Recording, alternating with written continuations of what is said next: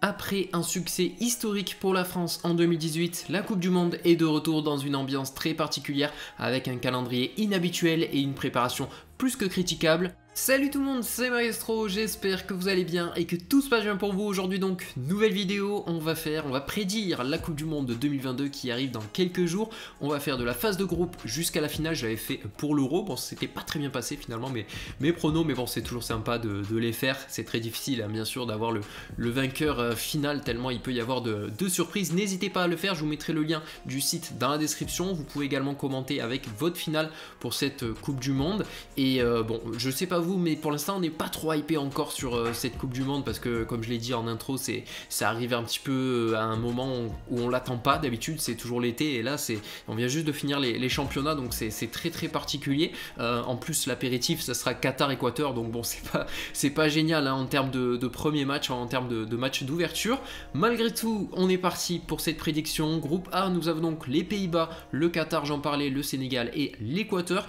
En premier je vois les Hollandais, les Pays-Bas donc dans ce groupe A, parce que c'est vrai que c'est une sélection qui n'était pas là en 2018 à la Coupe du Monde. À l'Euro c'était mieux avec une première place, mais ils avaient été sortis par la République tchèque, donc ça c'était quand même un échec. Mais là dans ce groupe, bon, je les sens quand même bien supérieurs aux autres sélections. Attention quand même au Sénégal, c'est d'ailleurs le Sénégal que je vais mettre à la deuxième place, le Sénégal qui est en forme hein, bien sûr. Ils ont gagné la CAN, c'est une vraie force collective, donc je les vois finir deuxième dans ce groupe devant l'Équateur qui peut être aussi embêtant, et puis le Qatar quatrième, car bon, l'effectif du Qatar je trouve bien en dessous de ces autres sélections.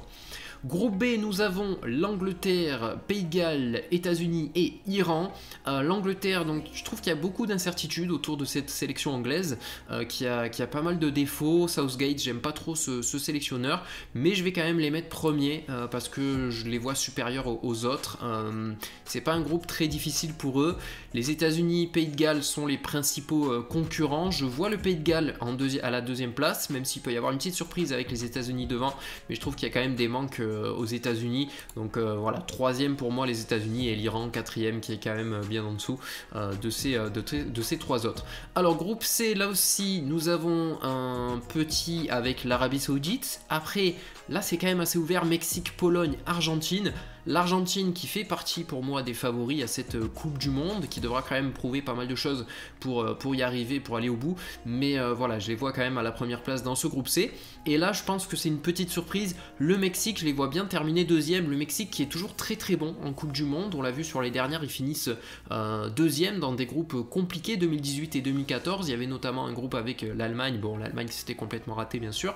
Mais je les vois deuxième. Et donc la Pologne qui sortirait pas de ce groupe C, qui se qualifierait pas en huitième de finale devant l'Arabie Saoudite. Voilà, moi je pense que ça peut se passer comme ça.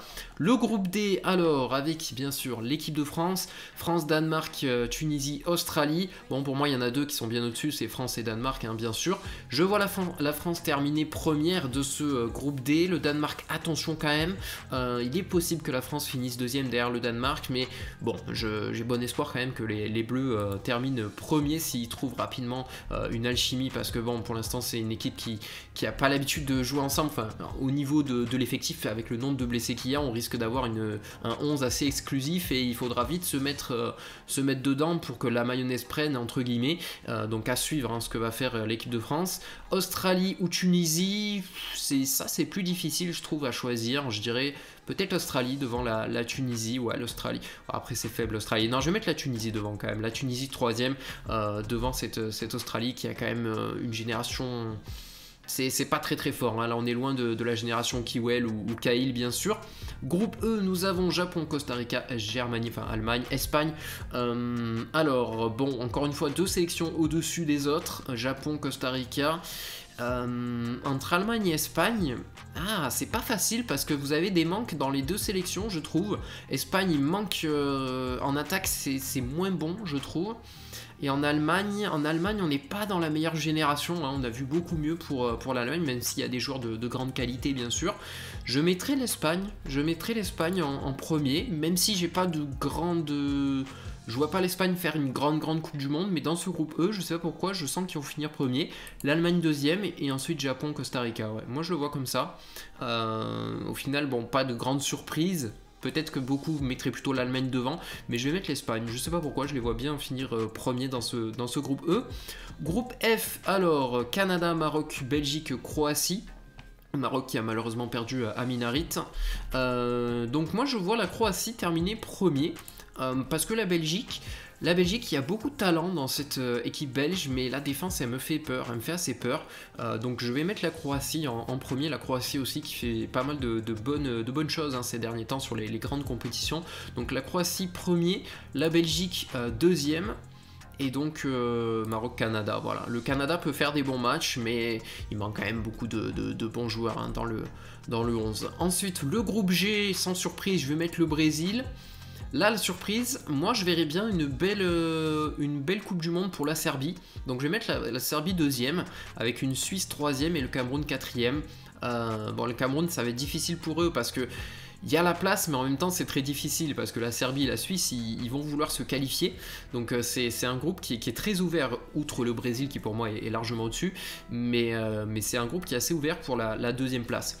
Groupe H, là aussi c'est quand même très ouvert. Nous avons le Portugal, l'Uruguay, attention au Ghana également, et la Corée du Sud bien sûr, qui a des joueurs de qualité, on les connaît, Heung-min Son notamment. Alors déjà ça va se jouer entre Uruguay et Portugal pour moi. J'ai beaucoup de mal à choisir, mais je dirais quand même Uruguay parce que on a des joueurs qui sont en grande forme. Je pense par exemple à Valverde. Il y a de la qualité. Bon, il y a un petit côté vieillissant aussi en défense. Non, je vois quand même l'Uruguay devant le Portugal. Et ensuite je dirais la Corée du Sud et le Ghana quatrième. Voilà, nous avons fait les groupes, donc ça nous donne cette phase finale avec Pays-Bas, Pays de Galles. Moi je dirais les Pays-Bas quand même, je vous ai dit les Pays-Bas, je pense qu'ils vont faire une belle Coupe du Monde. Argentine qui bat le Danemark, voilà. Espagne-Belgique, pas facile celle-là, pas facile. Espagne-Belgique, je vois quand même la Belgique. Ouais, quoique, je sais pas. Ouais, la Belgique quand même. Je vois la Belgique, Brésil-Portugal. Alors là, c'est là la difficulté, c'est que le Portugal, moi je me disais, ils vont peut-être faire une belle Coupe du Monde, mais le problème c'est qu'ils tombent sur le Brésil en finissant deuxième. C'est ça le souci. C'est pour ça qu'il faut absolument qu'ils finissent premier, hein, s'ils veulent pas tomber contre le Brésil. Mais je vois le Brésil du coup dans cette configuration-là. Angleterre-Sénégal. Angleterre-Sénégal. Moi je vois une surprise. Je vois une surprise avec ce Angleterre-Sénégal et je vois le Sénégal se qualifier. La France contre le Mexique, je les vois gagner.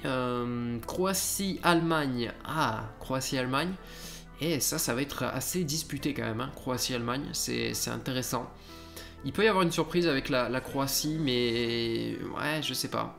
Ouais, l'Allemagne quand même. L'Allemagne, il devrait passer, je pense. Et l'Uruguay contre la Serbie. Voilà, ça nous donne déjà des quarts de finale assez... il y a des petites surprises avec le Sénégal notamment. Alors, Pays-Bas-Argentine... Le Pays-Bas fait quand même un beau parcours, les Pays-Bas font un bon parcours ici, mais je vois l'Argentine quand même passer contre eux, il me semble supérieur. Le Brésil, même chose contre la Belgique, sont supérieurs, donc nous aurons un Argentine-Brésil en demi-finale, c'est ça serait déjà assez incroyable. France-Sénégal, là je vois la France les battre, les Sénégalais. Au final, la France, j'ai beaucoup de doutes sur cette sélection, mais s'ils finissent premiers, ils n'ont pas des gros matchs, hein. En tout cas dans ma configuration, ils n'ont pas des gros matchs, donc ils se retrouveraient déjà en demi-finale, hein, au final. Alors que, bon, je les voyais pas forcément aller jusqu'ici, mais c'est plus les tirages qui font qu'ils pourraient aller assez loin finalement. Allemagne-Uruguay, ah, eh ben, vous savez quoi, je vois plutôt l'Uruguay passer, ouais. Je vois plutôt l'Uruguay passer. Du coup, à la place de l'Uruguay, on pourrait avoir le Portugal. Et le Portugal, il pourrait faire exactement comme l'Uruguay, c'est-à-dire aller jusqu'à la France. Et il pourrait battre la France. Hein. Et l'Uruguay aussi. Hein. Là, c'est pas simple. Hein. Je pense que, ouais, France-Uruguay, ça serait très disputé. Hein. Très disputé. Brésil-Argentine, pour moi, c'est le Brésil qui passe. Voilà, Brésil en finale. Et puis France-Uruguay. Oh là là là, c'est pas simple. C'est pas simple que ce soit France-Portugal ou France-Uruguay, j'ai beaucoup de mal à choisir. Hein. Beaucoup de mal à choisir. Allez, on va pas être objectif, on va mettre la France. Non, objectivement, je sais pas. Objectivement, je sais pas. Comme je suis français, je vais essayer de croire en la France. Je vais essayer de croire en l'équipe de France. Non, je pense que sur le papier, la France est supérieure. Le problème, c'est que au niveau collectif, il y a peu de sélections qui ont beaucoup de garanties au niveau collectif, à part peut-être le Brésil, l'Argentine.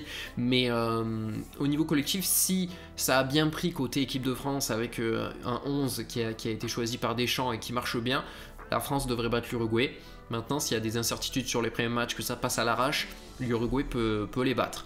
Malgré tout, en finale, bon, je vois le Brésil gagner cette Coupe du Monde. Pour moi, c'est mon grand favori.